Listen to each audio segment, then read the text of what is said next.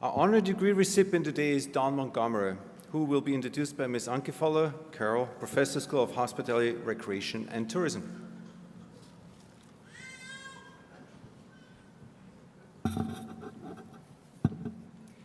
Today's Honorary Bachelor of Applied Studies degree recipient is Mr. Don Montgomery.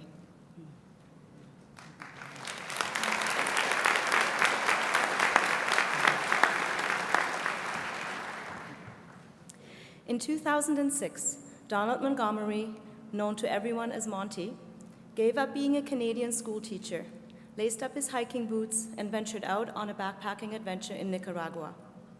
The result of this adventure was the inception of Monty's Beach Lodge, fostering the mission of sustainable tourism, whereby all profits from vacation stays would benefit the local community. Monty's Beach Lodge employs locals, has helped set up a large-scale housing project for people to escape extreme poverty, created services such as a health center, a community center, a school for English lessons, a trade school, a women's cooperative, and established a soup kitchen for residents living in a nearby garbage dump. Monty allows visitors to contribute with their professional talents.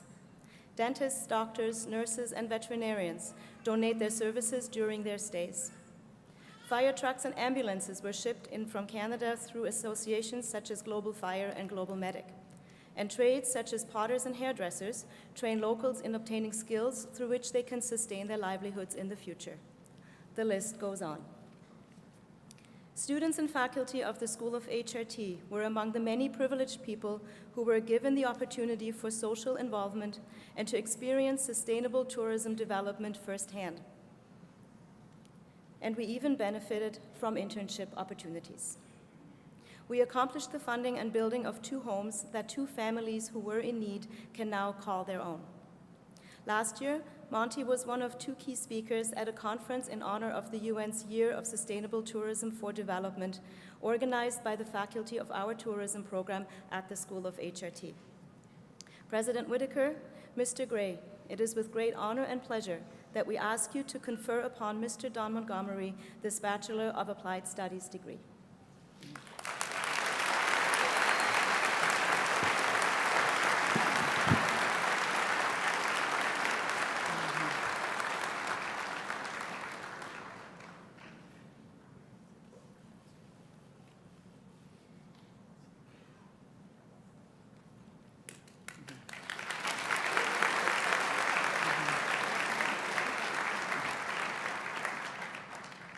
I now invite Mr. Don Montgomery to address the class of 2018.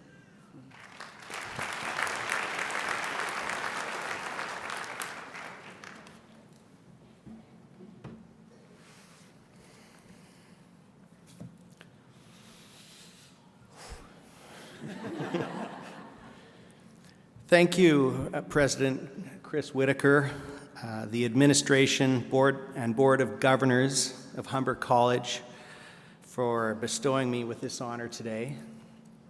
As well, a big thank you to the staff of Humber College and the Toronto Congress Centre for putting on together this incredible ceremony this morning.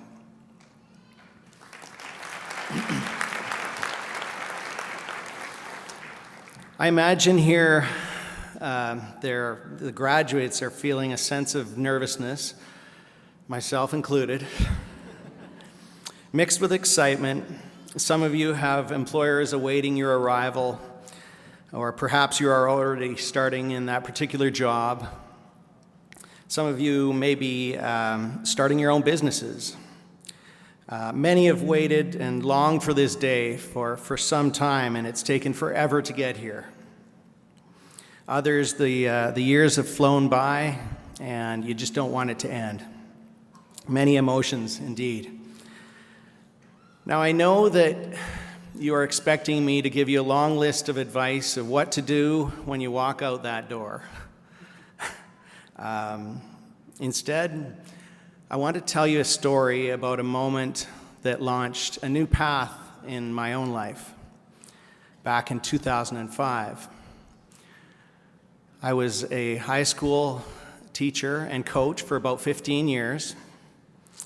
I was at a resort, a 5-star resort in Jamaica, a supposed paradise.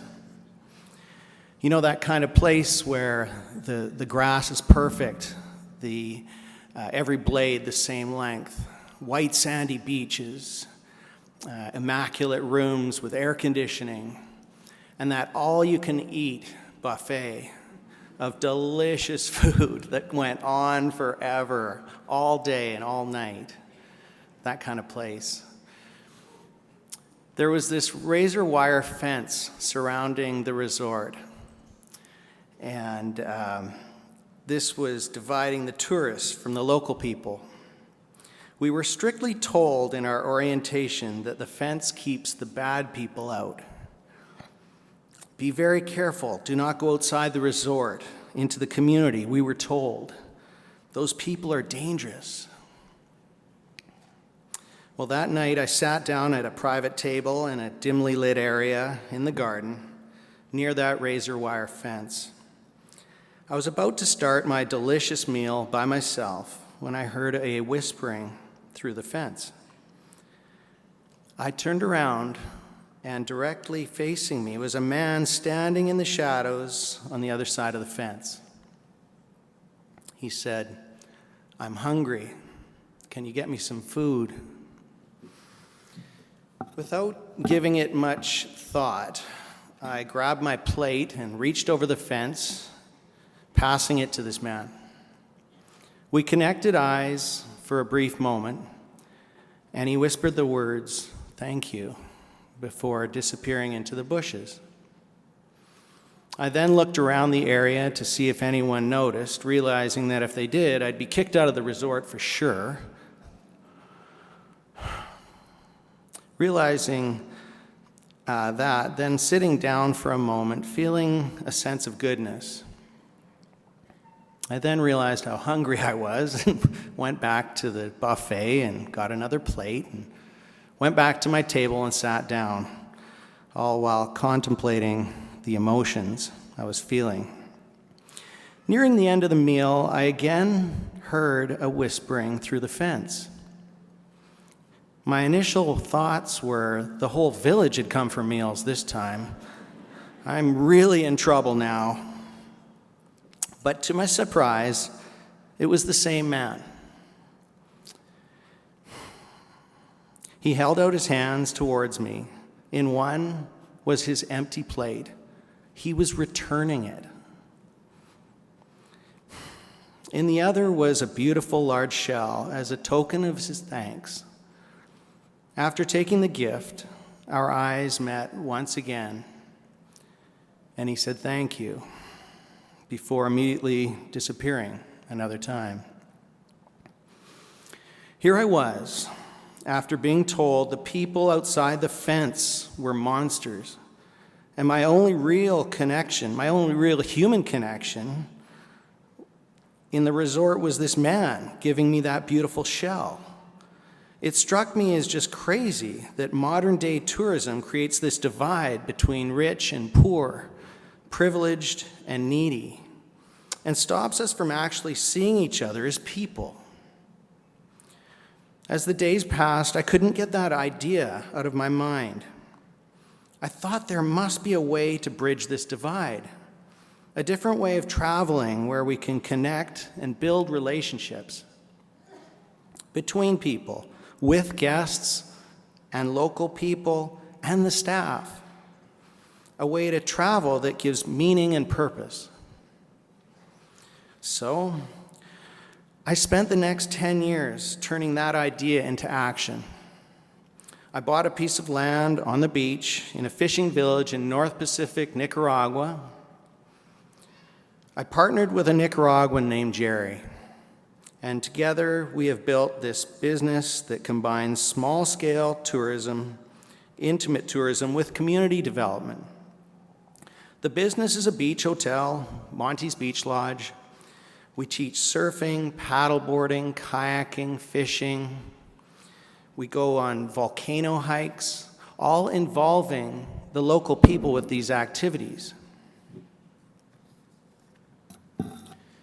We have awesome yoga retreats, and we make an amazing mojito. But that's only half our focus.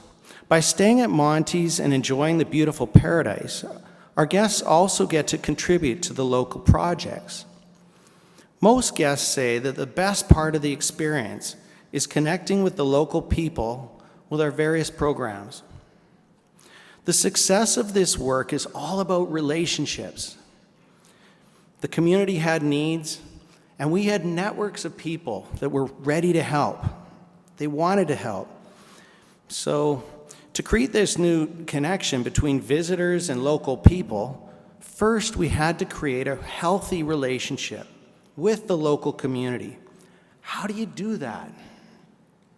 You get out there past the fence and you talk to the people. We knew the local school needed help, but instead of just telling them that what we were going to do for them, we asked them for their advice on community projects. We listened to them. We collaborated with them, so it was a reciprocal relationship. The second element of any healthy relationship is to do what you say you're going to do. The local teachers said that they needed school uniforms for kids who were in jeopardy of dropping out of school. So we made a promise we knew we could keep. We took inventory of the students at highest risk of dropping out, and with help, purchased school uniforms at the start of the school year. We also wanted to reward students for going to school with a nutritious meal at Monty's each Friday, prepared and served by guests and staff of Monty's. The third element is to go deeper. It's one thing to give handouts. It's much better to invest in long-term to help people learn, grow, and get stronger. So, together with parents and teachers of the school, after collaborating, we realized there was overcrowding in the school and they needed a new classroom to support the number of students. After reaching out for financial support, we built this new classroom with the community, brick by brick, North Americans and Nicaraguans from the community. Now we're involved in all aspects of community development, from education, healthcare, nutrition, job creation, environment, and culture. The model is to simply travel with purpose, allowing guests the opportunity to make connections and learn with and from the local people. And here's the thing. The model helps our Nicaraguan neighbors, but the benefits go both ways. Our guests gain an incredible sense of connection and purpose whenever they collaborate with the neighbors. One more thing that I learned at that fence back in Jamaica.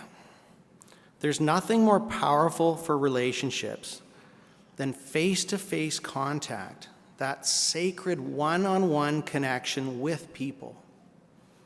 3 years ago, we were short $15,000 to complete a group of homes in Hikaleo. These were for families of extreme poverty in the area. Our guests and the local community were ready to build them together, but we didn't have the money for the materials. I reached out to some friends and was pretty much ready to give up when a friend of a different friend, someone named Brent, came up with the money and sent it down from Canada. I didn't know this person. With that money and a lot of sweat, the homes were completed. Immediately after this, I flew back to Vancouver with the intention of hopefully meeting Brent face-to-face for the first time. I had a framed picture made of the completed homes with respected families standing in front, with a signed message from the people of thanks. I tracked down Brent, took him for lunch, and gave him this gift personally. He was silenced for what seemed like an eternity. And then he looked up and said that after all his years of charitable giving, Nobody had ever done something like that. Most instances, he would get an annual card of thanks in the mail, usually spelling his name wrong.